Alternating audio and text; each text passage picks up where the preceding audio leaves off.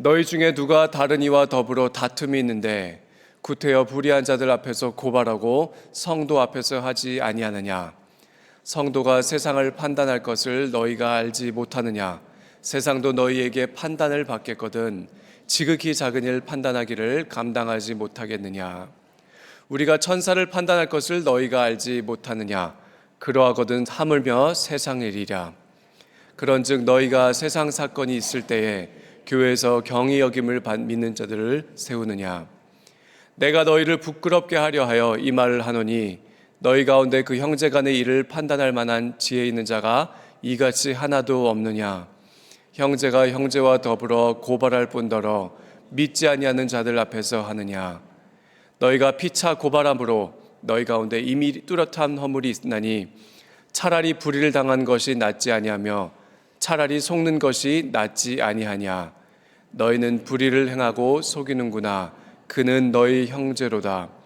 불의한 자가 하나님의 나라를 유업으로 받지 못할 줄을 알지 못하느냐? 미혹을 받지 말라. 음행하는 자나 우상 숭배하는 자나 간음하는 자나 탐색하는 자나 남색하는 자나 도적이나 탐욕을 부리는 자나 술 취하는 자나 모욕하는 자나 속여 빼앗는 자들은 하나님의 나라를 유업으로 받지 못하리라. 함께 읽습니다. 너희 중에 이와 같은 자들이 있더니 주 예수 그리스도의 이름과 우리 하나님의 성령 안에서 씻음과 거룩함과 의롭다 하심을 받았느니라. 아멘. 오늘 사도 바울의 눈에 기가 찼었던 일이 고린도 교회 가운데 있었음을 본문을 통해 알 수가 있습니다. 예나 지금이나 세상에서도 안 하는 일들을 교회에서 하고 있을 때가 있을 수도 있겠습니다. 그것은 그리스도인끼리 서로 속이고 고소하여 이제 법정에 서기까지 이 일이 사도 바울의 눈에는 기가 찼던 것입니다. 여러분, 교회 안에서 억울한 일 당할 수 있습니다. 바울도 교회에 문제가 없었다 말한 적 한 번도 없습니다. 교회 생활 하다 보면 잘못한 사람이 있고 피해자가 있고 믿는 사람이라고 다 순수하겠습니까? 아니, 오히려 사건 사고가 없었던 적은 역사 가운데 단 한 주도 없었을 것입니다. 다만 성도의 일을 교회 안에서 해결하려 하지 않고 정의와 공의를 상실한 이 세상 가운데로 가지고 가니 이것이 세상 가운데 비웃음거리가 될 수 있다는 것입니다. 실제로 오늘날에도 교회 내 여러 가지 아름답지 않은 모습들을 이 세상 가운데 드러날 때 여러분, 그것이 비웃음거리가 되고 비난거리가 되고 있지 않습니까? 바울은 장차 그리스도와 함께 상속자가 되며 다스리는 자가 될 그리스도인들의 정의와 공의를 실현해 나아가도 부족할 판에 그리스도인이 형제자매된 이들을 고발하고 모함하며 헐뜯고 그 모든 일들에 동참한다는 것을 지적하고 있는 것이고, 왜 세상도 안 하는 스스로 분열하는 일에 앞장서서 하고 있는지를 한탄하고 있는 것입니다. 그리고 9절과 10절에서 결정타를 날리는데, 여러분, 제가 추격하자면 이렇게 되겠죠. 불의하는 자가 하나님의 나라를 유업으로 얻을 수 없다.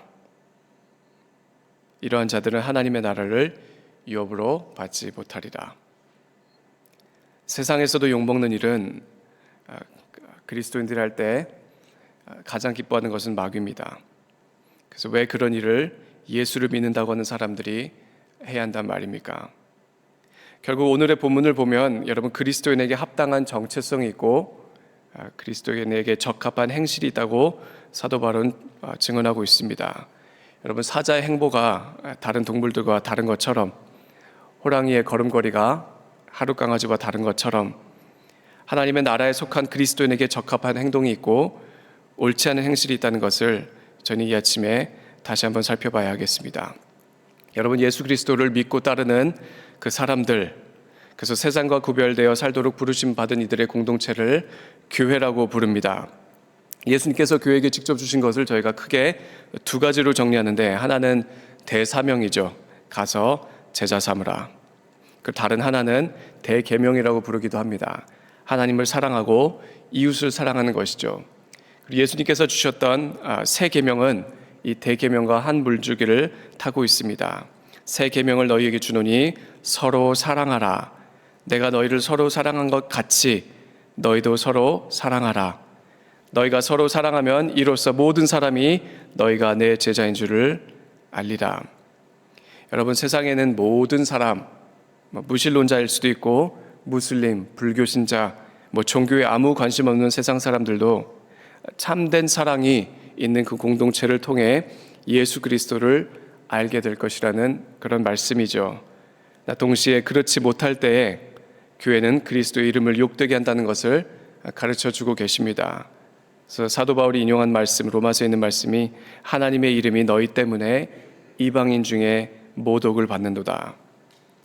여러분, 사실 주변을 살펴보면 예수님의 가르침을 반대하는 사람은 그렇게 많이 없습니다.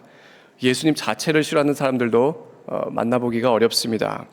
다만 예수를 믿는 사람 때문에 실족하게 되는 경우들은 많이 발견하게 되죠. 여러분, 우리가 잘 아는 로마서 12장에 이런 말씀이 있습니다.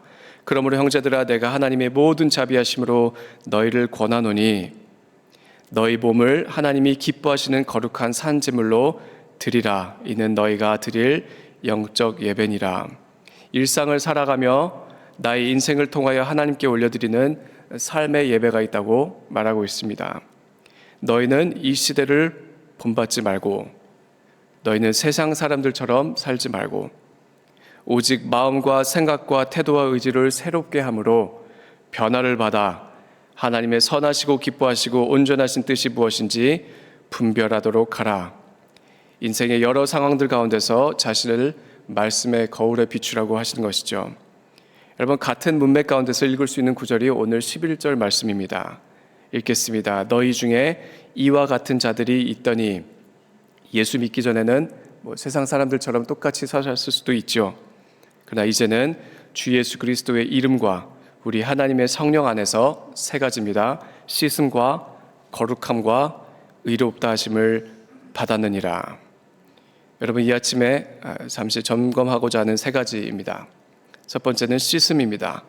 곧 마음과 생각의 점검입니다.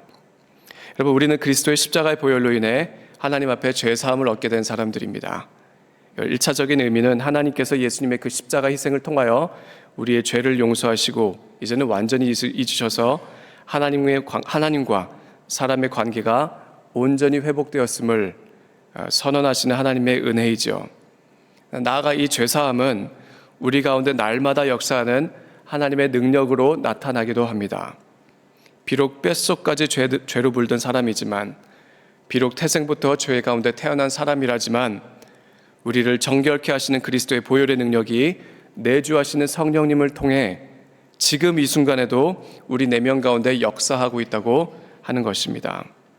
그래서 여러분, 죄사함을 받은 사람은 마음의 정결함을 이제는 이룰 수 있습니다. 물론 완벽하다는 뜻이 아니라 나의 마음과 생각이 예수를 알기 전에는 세상과 똑같이 생각하며 살아가고 있었다면, 정욕과 욕망대로 살아가고 있었다면, 이제는 말씀 가운데 나타난 하나님께서 원하시는 그 방법대로, 그리고 나를 기쁨과 평안 가운데 인도하시는 성령님께 순종하며 살아갈 수 있게 되었다는 것입니다. 그래서 저는 영어로 번역된 그 단어가 참으로 마음에 와닿습니다. But you were washed. 주 예수 그리스도의 이름과 우리 하나님의 성령 안에서 씻음을 받았느니라.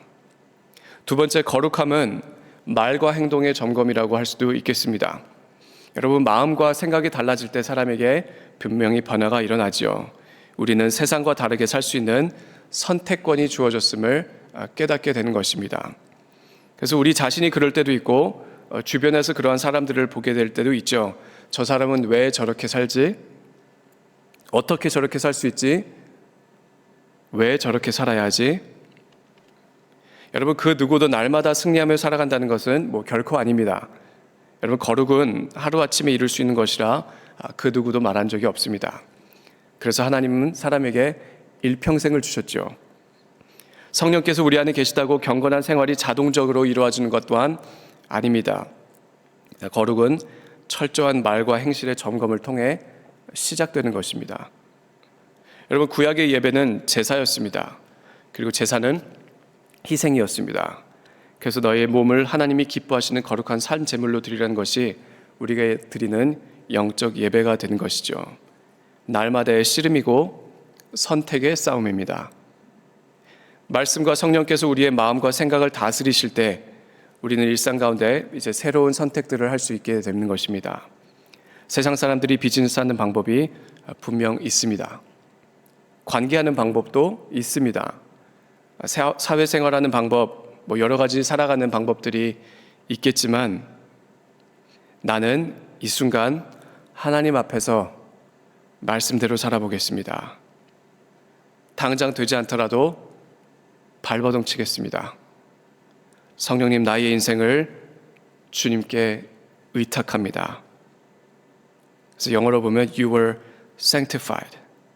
성화이죠. 주 예수 그리스도의 이름과 우리 하나님의 성령 안에서 거룩함을 받았느니라. 마지막 세 번째는 의롭다 하심입니다. 곧 관계성의 점검이라 해도 과언이 아니겠습니다. 여러분, 의롭다 하심, 이 단어는 법정 용어입니다. 그래서 내가 완전히 새로운 사람이 되어 이제는 죄를 짓지 않아도 됩니다 라는 뜻이 아니라 하나님께서 나를 완전히 새롭게 정의하시고 바라보신다는 의미죠. 내 마음 가운데 죄가 100개 있을 수도 있고 1000개가 있을 수도 있습니다. 재판장이 나를 무죄라 선언하면 나는 자유인입니다. 그래서 하나님께서 나를 죄인으로 여기지 않으시고 그리스도의 완전한 의로우심을 따라 여기신다는 것이 참으로 놀라운 은혜이죠. 그래서 하나님과 그리스도인의 관계가 온전히 회복되었음을 공적으로 알리는 것이 의롭다 하심입니다. 그래서 이제는 우리를 고소할 자가 사탄을 포함해서 없는 것이죠. 하나님과 그리스도의 관계가 온전히 회복되었기 때문입니다. 그래서 이것은 관계적인 개념이고 이것은 하나님과 나와의 관계뿐만이 아니라 나와 다른 사람들의 관계에도 영향을 미칠 수밖에 없는 것입니다. 여러분, 내가 더 이상 정죄함 가운데 있지 않기 때문에 우리는 더 이상 정죄하지 않고 정죄하는 일에서 자유할 수 있게 된 것입니다. 내가 더 이상 하나님의 진노 가운데 있지 않기 때문에 나 또한 다른 사람을 향하여 분노를 품지 않아도 되는 것입니다. 내가 더 이상 하나님의 심판 아래 있지 않기 때문에 나를 용서하신 그 은혜와 자비하심을 따라 이제는 나도 용서하고 품을 수 있게 된 것이죠. 그래서 의롭다 하심을 받은 사람은 관계의 자유를 누릴 수 있는 사람을 가리키는 것입니다. 여러분, 말씀을 한 구절로 정리하겠습니다. 11절 말씀 다시 읽겠습니다. 주 예수 그리스도의 이름과 우리 하나님의 성령 안에서 씻음과 거룩함과 의롭다 하심을 받았느니라. 여러분, 오늘 우리의 마음과 생각이, 우리의 말과 행실이, 그리고 우리의 관계가 주님 앞에 온전케 되기를 소원합니다. 기도하시겠습니다.